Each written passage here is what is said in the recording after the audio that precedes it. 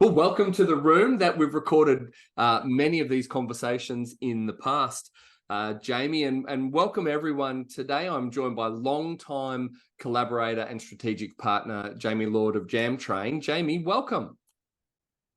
Thank you for the opportunity, Campbell. Wonderful. One of the things, when we first started collaborating together, you were facilitating and delivering workshop-based professional development to leaders and managers, growing productivity and profitability for the business. And Knowledge Access provided accreditation on the back of what people learned in the programs. Can you tell us a little bit how that has evolved and changed over the years and what it looks like now? Absolutely. Short version is we live in an attention economy, a distraction economy, one size fits all training where you put someone in a room for 1 to 8 hours and hope they pick 2 ideas and go away and act on them. Those days are over. Training needs to be absolutely customized and targeted to the individual so that we can embrace your beautiful strengths and then look at your opportunity areas, which sometimes are apparent, sometimes less so, which is why we use diagnostic tools to uncover that. So then we end up with a program that people want to be a part of and don't want to be distracted by other things, because that's when I first got into training and development. Stick people in a room and hope they pick 2 ideas at the end of the day. Fantastic. I want to pick up on one of the things that you mentioned there is diagnostic tools. And I personally feel that this is an absolute key to successful outcomes from training. Can you tell me a little bit about the connection between leadership development and personality assessments? Okay, so there are 2 parts to that. There's personality assessments and then there's a needs analysis. We used to always run a needs analysis, which was asking the client, what do you think that person needs? And asking that person, what do you think you need? And that didn't always give the right outcome. I mean, if I take myself as an example, I was hired into the wrong company, traveling magnetic north before I discovered my true north, which played to my strengths, while, taking account of my potential derailers and weaknesses, which is, ongoing work in process. But what we've discovered through one tool in particular is that if you can accurately measure personality, then you can predict behavior to a high degree of accuracy. And this has massive implications depending on the role that you are hiring someone into. So a salesperson, for example, will want to be high on assertiveness, but not too high on nurturance, because they're feeling every sales prospect's pain point and going, oh yeah, times are tough, you don't have the budget, I'll leave you alone.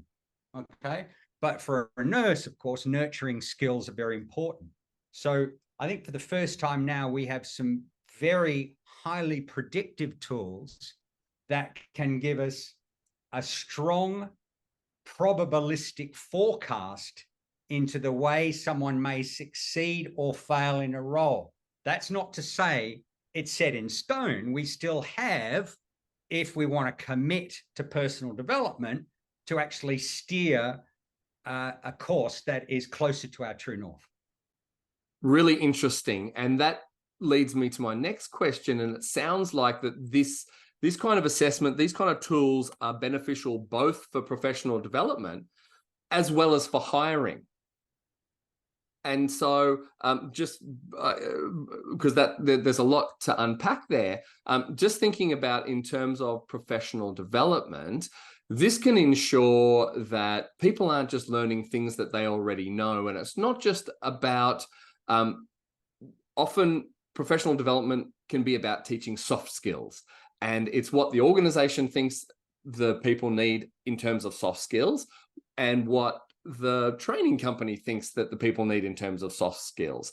By doing an accurate diagnosis, the areas of opportunity within the soft skills are identified and can be specifically coached towards. Would I be right in saying that? 100%, Campbell. And you've just hit on a very important point. Very quickly, the background of JamTrain is we're a professional development organization, but we come into an organization who have employees and collaborators already. And it's like, train this person, coach this person. Now, during the evolution of our business, we discovered, as some of our clients have admitted to us, we've been hiring misfits for years. Now, what do I mean by that? Well, Andy Bounds, who you know, met, he says the best way to get a referral is to ask for one. And the way to ask for one is when you've delighted a client, you ask them, are you happy? When you think they're happy. And when they go, yes, we're delighted, you say, well, how else can we make you happy? And who else can we make happy? And I got my list of, at the time, I think we had 52 clients. I put what I thought was my best client at the top of the list. I rang him up and I said, Ian, are you happy with the way your team's developing and our inputs into that development? And Ian said, Jamie, I'm 75% happy. Mind you, you might think 75% is good, but I didn't think it was as good as I thought it was going to say. And my list went down from there and I went, 75%? We said, well, let's think about it. We put 8 people through your development program. Person 1, 2, 3, 4, 5, 6. Yes, they've developed, but these 2 people, no, very little development. And I said, but Ian, you should never have hired those people flippantly in the first place. And he said, Jamie, that might be the case, but you said you can train and develop anyone. Now, I don't know if I said it in those words, but I had him that impression. And I thought, well, yes, we've got the power to transform anyone. But the point you make is a great one, is that things go horribly wrong when we hire people. Why? Because we need someone and we need them in a hurry. Okay. And that person's looking for a role. So you've got 2 people coming to a dance. I want to impress you. You want to impress me. And we can put on that face of the ideal employee for how many times? Maybe I get interviewed twice, 2 half-hour interviews. Okay. 3 times, 4 times, 5 times, 10 times. I can fake it 10 times for half an hour. But once I'm in a role 3 months later, in fact, the research shows, this is from Hiring the Attitude, Mark Murphy, I think 53% of hires fail within 2 years. Yeah. So Wayne Croker, one of our associates, says you may as well toss a coin. Well, times have changed. We now have tools that enable us to predict the likelihood of success in a role. That's really, really interesting. And that must be very expensive for companies. Well, not as expensive as getting it wrong. Yes. Yeah, that's what I mean. Getting it wrong is, that is one of that's what I hear most often from the organizations we work with is staff turnover. So if we can just decrease staff turnover by getting the right people in the right seats from the beginning and then help them develop in that role, then surely that's got to be a better way. Just circling back around, coming back to personality assessments, psychometric assessments, and then ongoing professional development. One of the key things that I found when I first did a personality assessment is it can be a little bit confronting, and particularly the Winslow assessments that you're very familiar with, because they are so accurate. Sometimes we see things that might be a little bit close to the bone. We might or might not agree with, or they're true, but we're not prepared to maybe acknowledge that to begin with. The point I make is one of the challenges to ongoing coaching after a personality assessment is getting buy-in from the person that did the personality assessment. What are some of your thoughts on buy-in? How can we help the people in framing it for them? Campbell, if I had the answer to that question, because I would agree with you now, that's probably the biggest challenge we have. And again, I'll take myself as a personal example. I mean, I've done, the Myers-Briggs, the DISC, the Hogan assessment, the predictive index, and I've done Winslow 3 times. Now, the first time I did Winslow, when we were pilot testing which tool to use, for a sales rep role, because I was selling leadership training, I had a net participant score of plus 25, which is good. Anything plus 15 means you've got an above average probability of doing an above average job in that role. And I had 6 concerns. Now, as you... Surely not. Yeah. And we, as a guideline, we say 3 or fewer, because if you've got more than 3 or 4 concerns, then you're managing all of these concern areas and doing Jamie's job for him and patting him on the back and stroking his ego and all of that stuff while you have to do your own job. So we would caution against hiring someone like me. I just looked at the POS 25 and went, yeah, tick, and threw the report in the drawer. It wasn't until the sorts of behaviors it predicted started to show up again and again that I went back 6 months later, pulled that 45-page participant report out of the drawer, not the bin, and went, I need to do something about this. So, and now I've been working, as you know, I've been working on some of those areas of concern ever since. But it's a great question you ask. When someone gets a report that goes, hang on, as one client said, he's 75 years old. He didn't want to do the assessment at all because he said, Jamie, I'm pretty happy with my life. What if it tells me what I've been doing wrong all these years? So even before he saw his results, he was saying, I'm worried I ain't going to like what I see. And that's probably the one of the biggest challenges we face. So those people that go, yep, you've got me, because this report is playing back what I've told you, who I am. I buy, warts and all, I'm in. That's where we see the transformations occurring. But there are still issues where people go, I don't like the results there. I'll put that away for a while. And that's very interesting. There's one thing, if you can accept that you don't like the results, but are they valid? And as we know, Winslow's assessments are highly valid and highly predictive. And it's all well and good if you can accept, oh, well, I don't like the result. That's, no one cares whether you like it or not. But what is your willingness to address those areas? And I think that's really interesting. So the next thing I just want to touch on is actually how you go about integrating personality assessment with coaching or with professional development, assuming that it makes sense to do that prior to coaching or professional development. Great point, Campbell. So for all of our coaches, we like to take that X-ray up front, because then it saves a lot of time. It crushes the chronos, as we like to say. So instead of spending 6 months to get to know the person you're coaching, we've got a read straight away. They get a pre-coaching worksheet going, you've read your report, what do you think? And we then learn, are we going to get pushback? Or they go, yeah, a bit confronting. I've got some issues to work on. We said, well, what do you want to get out of the coaching engagement? That saves us 3 to 6 months right there. And it's for under $100 per assessment. From there, it also is instructive to any coaches who are coming in to say, right, this person needs help in being more assertive. This person needs to dial it back because they're high on boldness. They're high on assertiveness. They're a 10 on sociability. You need to dial it back a bit. So that can all be discovered, in lengthy interactions, or we can have that, it's like the surgeon with the X-ray going, it's not gout, it's actually cancer. And we need to start chemo immediately rather than experimenting with these other solutions. So we find it extremely instructive and time-saving in terms of what is the next best course of training and development. One of the things you mentioned was hiring misfits. Tell me about what I'm interested in is the impact and the importance of personality assessments in the hiring process.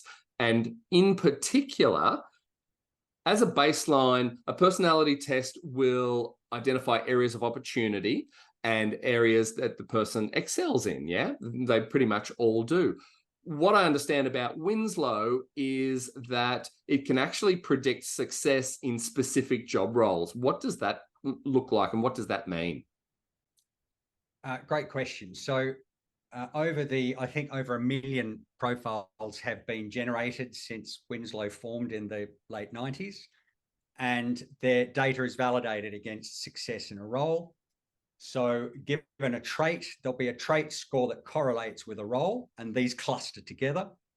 So the algorithm, and it's a fairly straightforward algorithm across 24 traits, will give you a number, and that number will either be positive or negative for a role, whether it's a sales role, whether it's for an engineer, whether it's an administrator, whether it's a COO, a CEO, a CFO.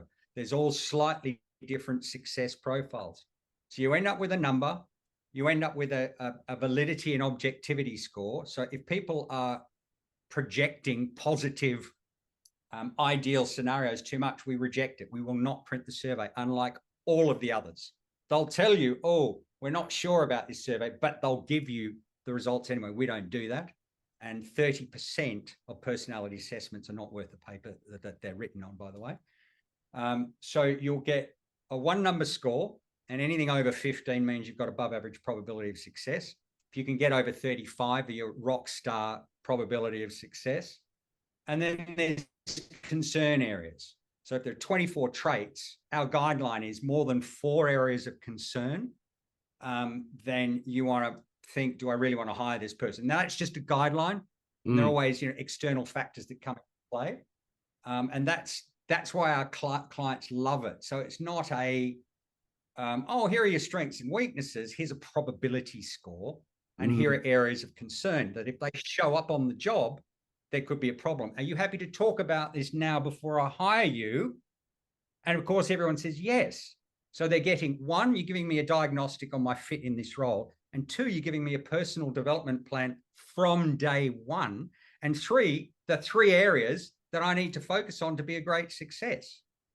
I think, yeah, look, I think that's what I most love about this process is you're getting the right person in the right role, or most likely to be the right person in the right role. But more importantly, as part of your onboarding, you're promising to them that you're going to help them on their learning journey, on their personal development journey. And I think, this is absolutely crucial. This is a key driver of organizations retaining top talent, is developing them as part of a lifelong learning journey. It's not just, oh, let's just send our people off. Oh, we've got a few problems. HR, send some people off to some training.